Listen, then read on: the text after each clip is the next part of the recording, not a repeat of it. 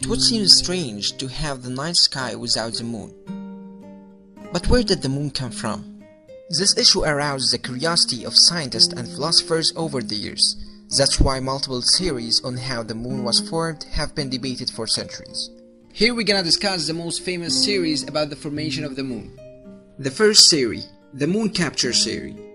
Some researchers suggest that the moon may have originally formed elsewhere, perhaps even around another planet such as Venus, before being grabbed by the Earth's gravitational force. And that's not strange, because other worlds have gained moons in this manner. However, this theory has some major problems, the most serious of which is the geochemical similarity of the Earth and Moon. The two bodies have nearly identical oxygen isotope ratios, suggesting that they are formed from the same raw material.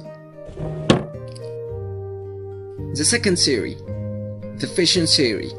It was proposed by George Darwin in the 19th century.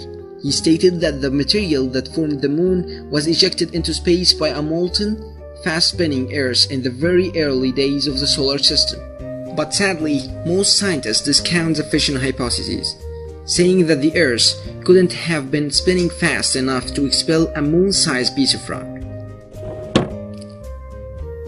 The third theory, the co-formation theory.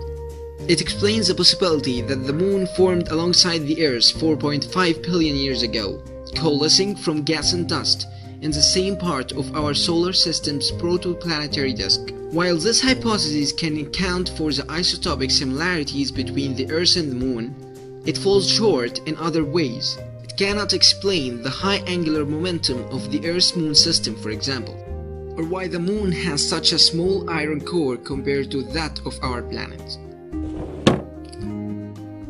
The fourth theory, the colliding planetesimal theory.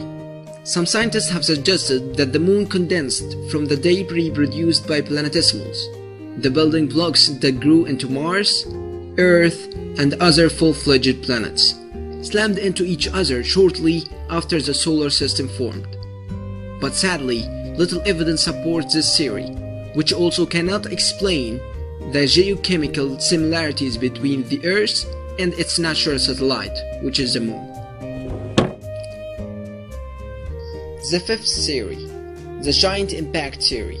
It expects that around 4.4 billion years ago, there was a huge planet that was like Mars in size, slammed into the newly formed Earth. The result of this collision was molten rocks came out into space and coalesced together, forming the moon. This theory is the most accepted theory we hold for the formation of the moon. The astronauts contributed to prove this theory right when they brought rocks from the moon to be examined by scientists. The scientists used radioactive devices to age the rocks, and they found out that the moon is millions of years younger than the Earth. They also found that the rocks from the moon had the same chemistry as the ones of the Earth, and they are unlike the rocks that the scientists got from the solar system. That's why the giant impact hypothesis does the best job of explaining the formation of the moon, and it's approved among scientists.